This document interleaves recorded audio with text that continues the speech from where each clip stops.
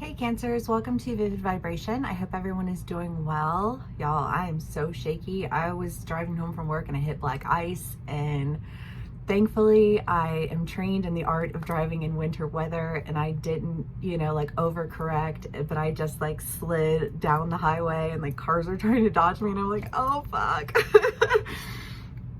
I made it home safely though, and I'm super excited to be here. Cancers, we have the Apocalypse and the Tear, Gnosis and Alethea. Shaking. Okay. The Stone and the Mystic, the Bardo, Anima Mundi, and the Offering. I guess I'll start with the Apocalypse and the Tear, because I feel like there's just like this massive end, right? I mean, the Apocalypse is one thing after another thing after another thing. And the Tear is a sadness, but a sadness that allows for an opportunity for cleansing. And it's funny because I really do feel like my family has been present. And yesterday's collective read just really left me thinking, because I think for me, like all of the ends that I've been through, like it's just been that, like, how do you go back to something that, because it's like everybody involved, right? It's me, it's them, it's the boys. It's like there are a lot of different factors involved with that end. And I know that I can't ask anybody to own any of their own behaviors if I'm not willing to own mine, which is why I'm very willing to own my behavior. You know what I mean? I've said it before, I'll say it again. You know what I mean? Like, it's just one of those things where it's like, I know who I've been, and I know what I've been through and how I got to where it is that I am, but that doesn't mean that anybody wants to hear me out, right? And that's kind of like, I just feel like there's this end, but there's an idea here that, like, in this end comes this like greater understanding, right? The truth of it, the whole truth, because again, we're cyclical learners, right? And we have to go through it a few times to really understand, like how it all ties together. And then we have the Mystic, the Stone. Well, the Mystic and the Stone. And I feel like the Mystic is just kind of that idea of like, okay, but if I know where my roadblocks are, and if I know that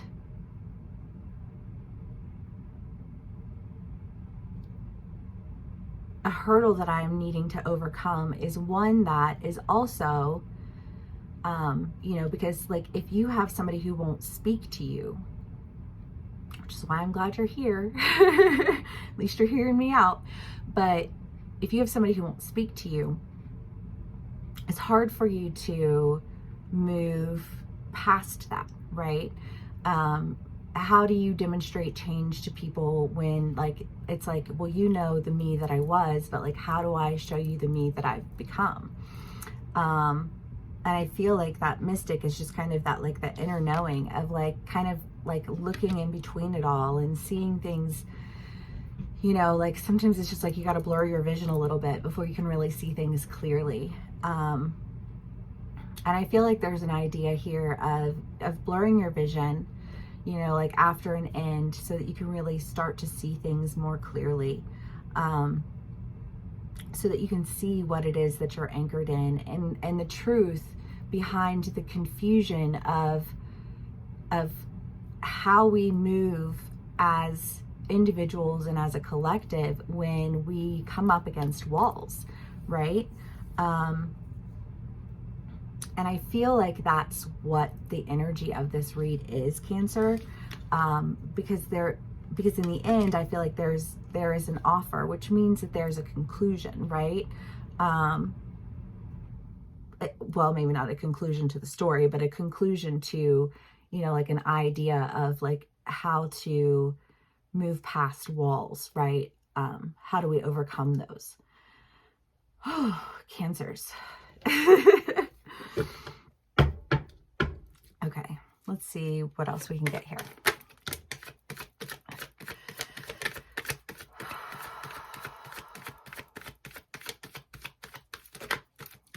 It doesn't help that I've been fasting today either. just like really jittery.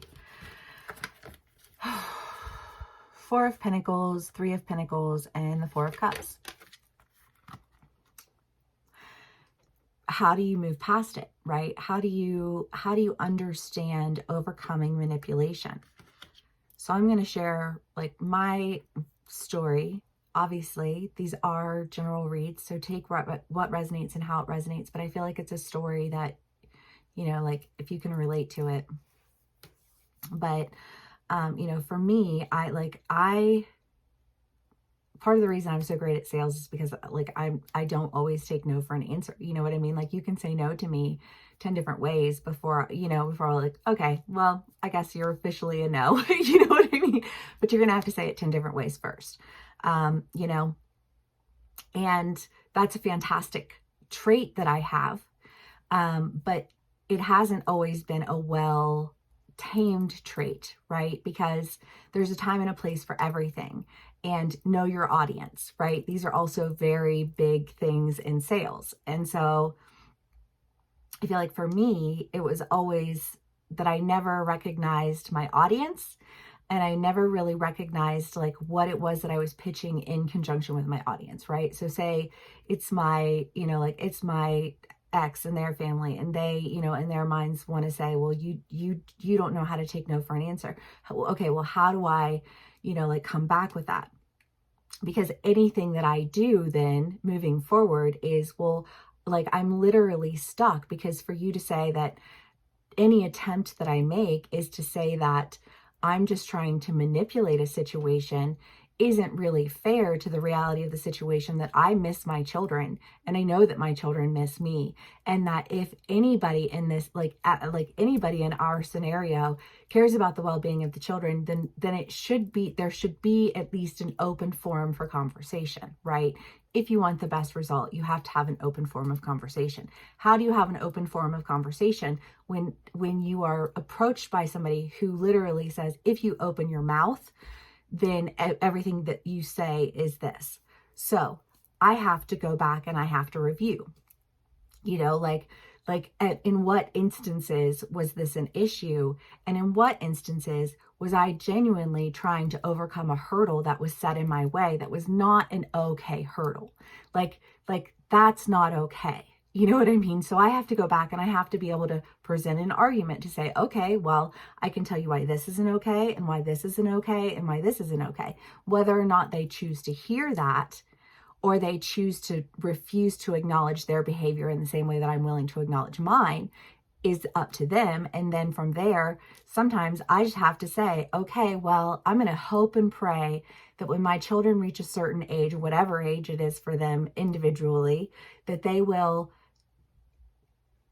have enough of a foundation of a relationship with me as their mother, because I know that I was a very good mother, you know what I mean, to want to reconnect, if for no other reason than to just hear my side of the story, you know?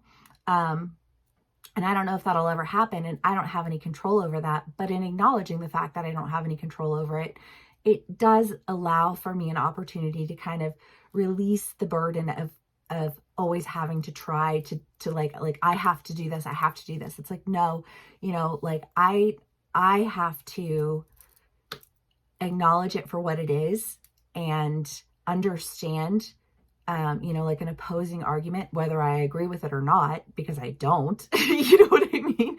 Because these are my kids. But it's like, I still have to acknowledge it, and I still have to accept it for what it is, because I don't have any power right now. What am I going to do? Like, I don't even have enough money to get me through, you know, the week, let alone to, you know, like drive myself all the way to Ohio. You know what I mean? But again, it's figuring out, well, how do I tend to this in a way that will, if nothing else, at least keep the door open for conversation, or keep them, you know, like aware that like I'm still here, you know what I mean? And accessible to them in a way that says, if you ever decide that you would like to, you know, like heal this relationship, I'm here.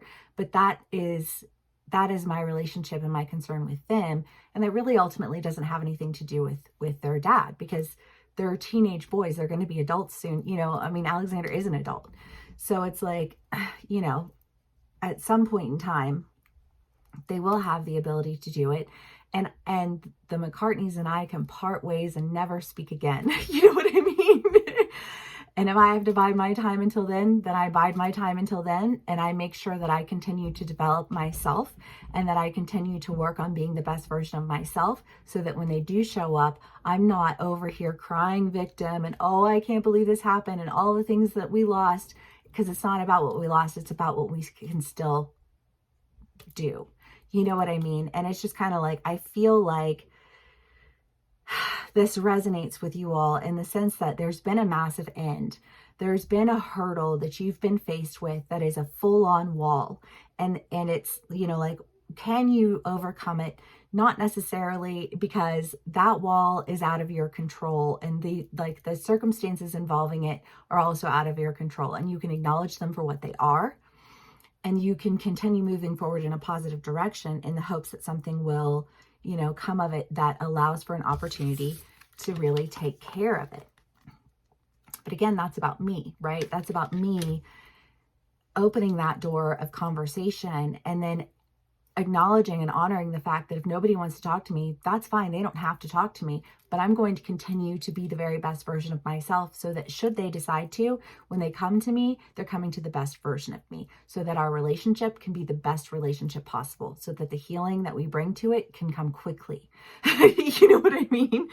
And I think that there's just something here that's like, if there is something that you want, something that you're wanting to do, or, you know, but you feel like there's that wall, sometimes you just have to accept that wall for what it is and continue so that when the opportunity comes, you are prepared to offer something that is not reminiscent of anything that was what had been a factor in creating the chaos of the apocalypse in the first place, right? I don't ever want them to have to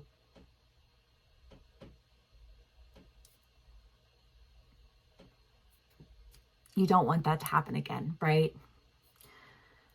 Okay. Cancers. Five of Cups. Page of Cups. Yeah. Basically everything I just said though. Like feeling sad, feeling confused. What do I do? How do I overcome this? And I feel like the answer is ultimately focus on bringing balance to yourself. Focus on being a balanced person. Focus on creating a healthy environment, because when all things are said and done, time really does change a lot of things, but that means relying on time. That means creating an open, you know, like an open opportunity that isn't pushy, that isn't forceful, that says, I hear what you're saying. I know why you're saying it, and I'm going to honor that, but I'm also going to hold space openly should you ever decide to return, right? And this can be with your family, this could be with a lover, you know, this could even be a job where somebody's like, okay, you know, like if you want to go work at another job, that's fine. Just know that if you ever want to return, like we will always have a spot for you, right? It's just kind of this idea of like leaving something behind, feeling like there's been a lot of end, feeling like there's, you know, like there's been an argument, or, you know, like if it's work and like you quit and there was a bunch of shit that went down or something like that, you know what I mean? And, you know, you reach back out or they reach back out to you and they're like, hey, you know, like it's unfortunate that all of that went down, but, you know, just know that like moving forward, there's still opportunity. Or, you know, if it's a friendship and you guys got in a really big fight and you're like, you have like a friendship breakup, which sometimes I think is worse than when you break up with a boyfriend or a girlfriend or a partner or whatever, you know what I mean? And there's this, you know, big end and you don't know how to, like, how do I heal that relationship? How do I, you know, do this? And sometimes you have to just allow for that space to be there and extend that olive branch that says, hey, I understand why we're where we're at, but, you know, like, just so you know, you'll always be my friend and I'll always love you. And if you ever do need me, I will be here for you. You know what I mean? Like, you know how to reach me, basically, you know?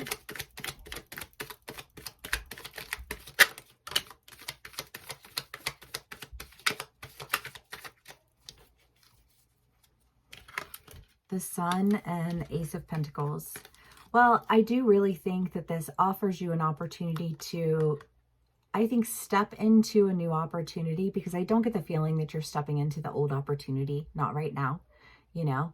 But I think that whatever new opportunity that you are stepping into, you're stepping into it as a much stronger version of yourself, a more aware version of yourself, because every lesson we learn, it affects us across the board. And once we've changed like a core trait of who we are, then we are able to move forward without tripping over that previous trait that was like not changed yet.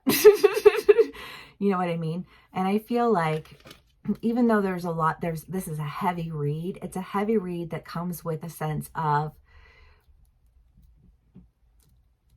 like, I know my change. I know that this change has occurred. I know that this loss has happened, but that doesn't mean that I have to wallow in negativity. That doesn't mean that I have to try and be pushy or, you know, like demanding. It just means that I have to allow for acceptance, healing, and forgiveness for myself, so that if the opportunity ever presents itself again, or when I move into this new opportunity, I'm able to move in a way where I'm not stepping forward with a foot that almost guarantees destruction, right? And I love that. Okay. Cancers. Let's do one last card press. We'll call it a read. The Riddle and the Poet. Because I think there is a part of us that wants to try and, you know, like whatever that is for you. For me, it's just been, you know, like I didn't know how to take no for an answer for a really long time. So, you know, like when no is spoken to me at like the most devastating, on the most devastating of terms, to know that like I can't speak on something is horrifying to me. And yet I acknowledge the fact that it is also one of those things where it's like, did you really change? Let's see. Okay. So I have to take the pain and somehow turn it into beauty. And I feel like Cancers, we are in an energy where I say somehow turn it into beauty, but I don't feel like it's a somehow. I feel like it's a, no, I know exactly what this is. You know, this is an opportunity for me to exist in a change that I worked really hard to come into. You know, this is an opportunity for me to exist in a change that allows for an opportunity that offers a sense of joy and a sense of real change, because you're no longer being cycled through the shit that you've been cycled through for years, right? I mean, Pluto's in Aquarius now, which is super dope for Cancers because, you know, it was in Capricorn, and Cappy is like our opposite sign, and also the very like paternal, like strict sign anyways.